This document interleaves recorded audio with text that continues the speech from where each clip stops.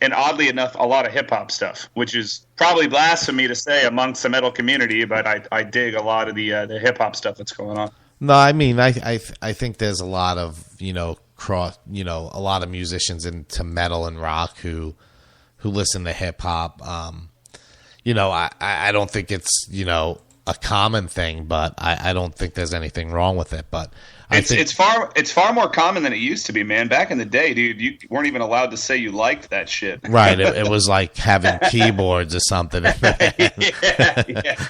But no, I mean, I think that makes for good songwriting is that not everybody, I mean, if everybody in the band was, Soundgarden's biggest fan, I mean, that's not going to work. You know what I'm saying? You're just going to sound like, something unoriginal.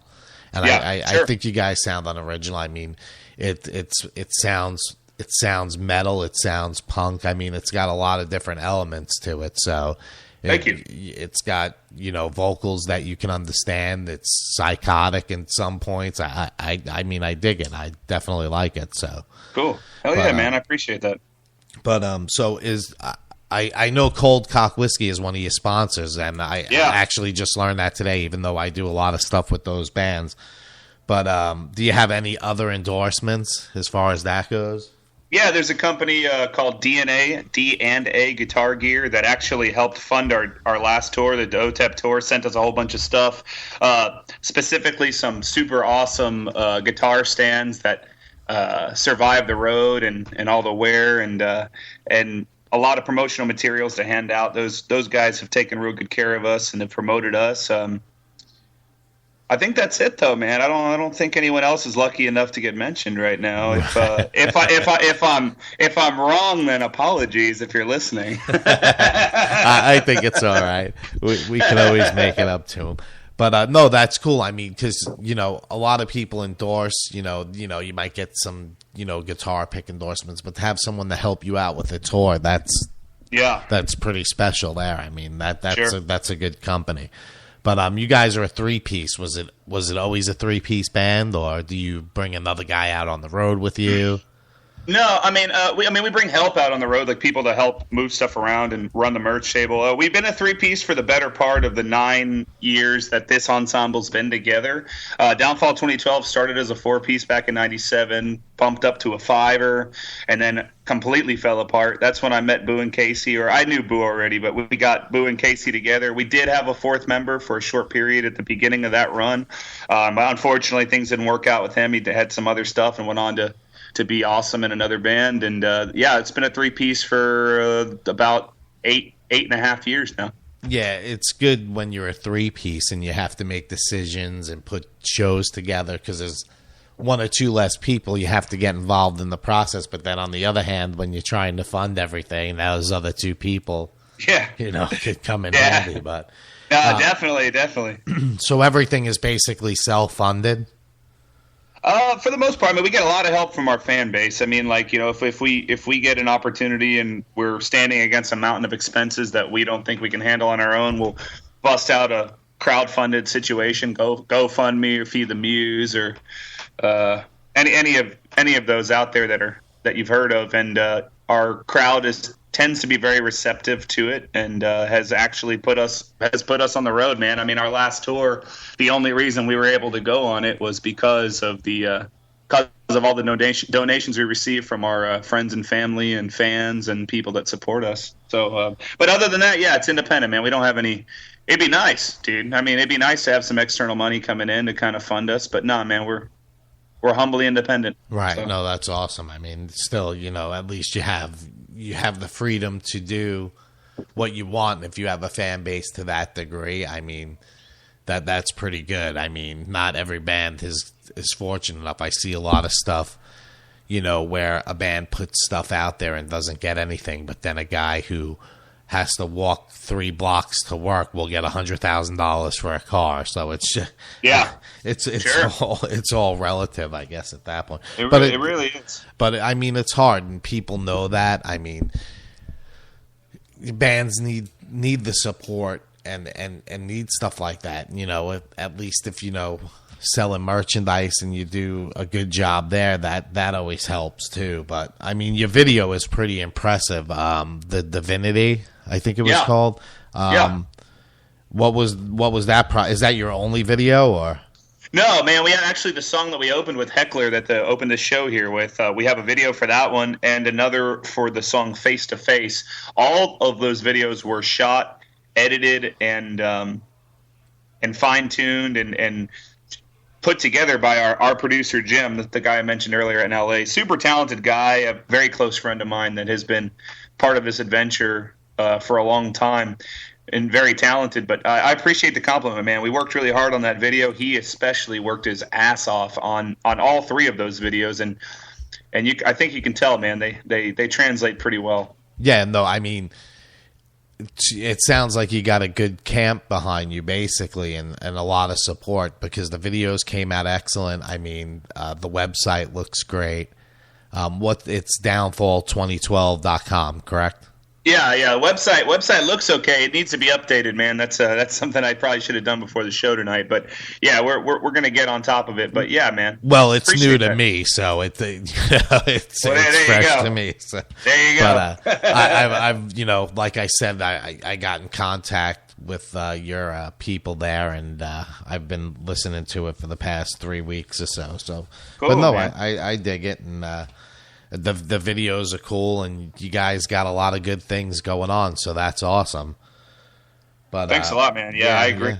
So what's going on in the studio tonight? Boo and Casey. Okay, so like our writing process is pretty specific. Although we will break from it, but the trend generally is Boo will compose the better part of a series of riffs. Bass and drums and guitars, and then we'll introduce it to either me and Casey or just Casey, and then they'll kind of fine tune it to a point where I can go in and kind of help them rearrange if necessary, and then we record a demo of it, and then we chop it to pieces, and I record a bunch of different vocals, and it's a long drawn out process. But tonight they are actually fine tuning one of Boo's recent creations, and I'm really looking forward to hearing what they come up with. Cool. So is that where you headed to after the interview, or? Yeah, man. Yeah.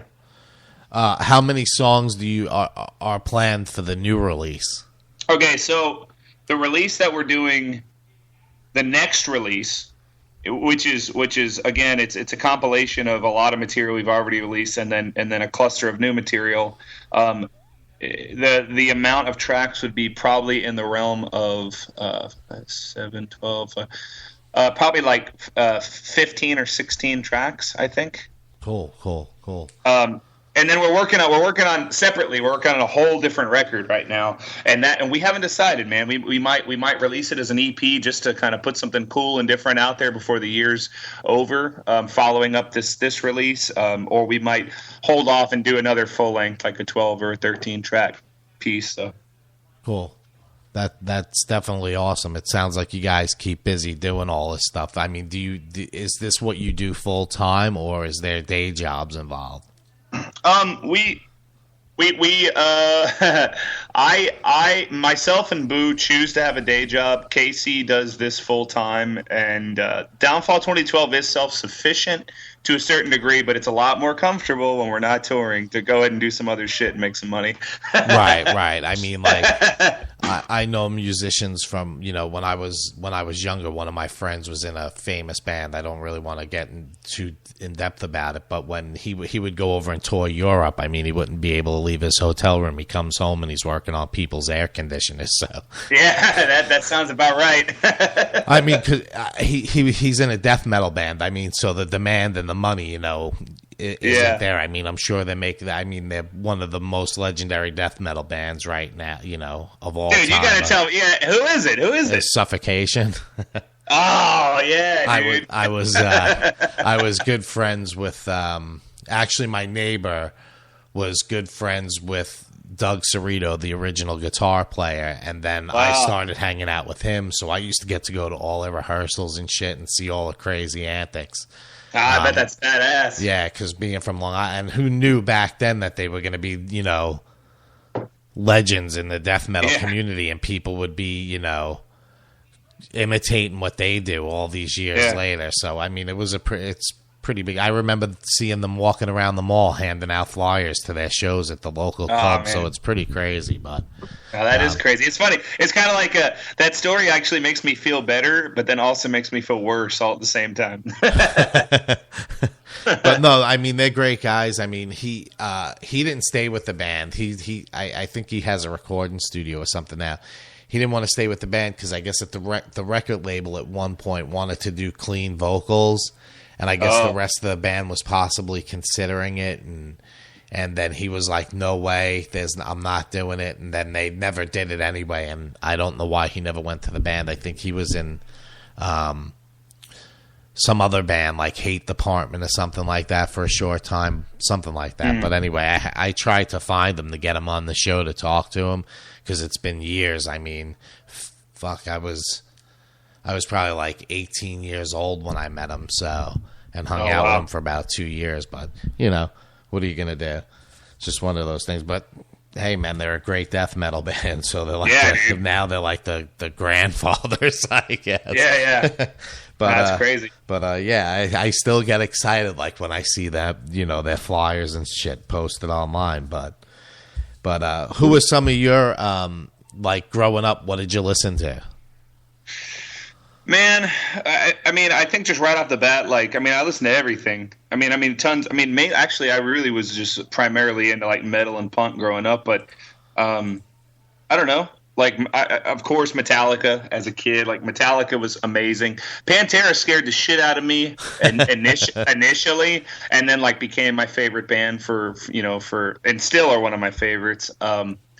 So you got Metallica, Pantera, of course. Like bands like The Offspring and Green Day were just like getting really popular too when I was a kid. So I got into a lot of their stuff. Kind of went backwards and listened to a lot of their older stuff. Some of their newer stuff is cool. It's not really something that I jam as much these days, but that's kind of some of the foundation.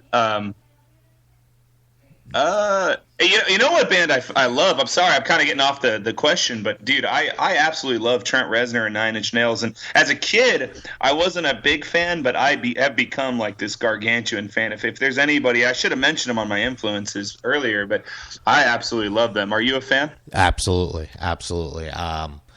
It ties way back. Another guy I knew was in a band with him before pre-Nine Inch Nails, and this guy was the one who introduced me to Nine Inch Nails when they were just getting ready to release Pretty Hate Machine, and introduced me, played some Marilyn Manson demos for me, and I was like, wow, this guy's fuck, and I was a huge fan ever since. As soon as that stuff came out, man, I was like right there buying it. But, cool. I love Marilyn Manson too, man. I should have mentioned him too. I mean, I love Manson. I love Nine Inch Nails. I love that industrial element and anything. I always like enjoyed keyboards. It's like I went to a Suffocation show once back in the day when they were playing with Napalm Death and Nocturnus. And I don't know if you're familiar with Nocturnus, but they're out of Tampa. But I've heard of them. I couldn't believe that these death metal guys were bringing keyboards on the stage. It was totally insane. And it was like, I just loved that. Ever since then, I just loved that industrial, that electronic element to rock and metal music. It's just, I don't know, I dig it. It's one of my favorite genres. Yeah, cool, man. Yeah, dude, I really dig that stuff too. And Downfall 2012 has introduced a very, very small percentage of that kind of stuff into our music, just kind of in the back. I don't know how much of our stuff you've heard, but there is a little bit of a keyboard and sequencing fundamental pieces in the background of our stuff. Yeah, I mean, it makes songs sound fuller. It gives them a little bit different of an edge. I don't know. I just dig it. But always a fan of that type of stuff. So Well, one thing our producer Jim has always said is that the sounds of a synthesizer push the speakers in a different manner than like any kind of organic recording stuff. So like It actually does. It adds a whole different wall of like a full sound to a recording. Yeah, it just took people a long time to get used to that element. Yeah. Then it was like it wasn't even pop at that point, but then you had bands like Ministry and all of that were doing crazy stuff like that. So it wasn't even it was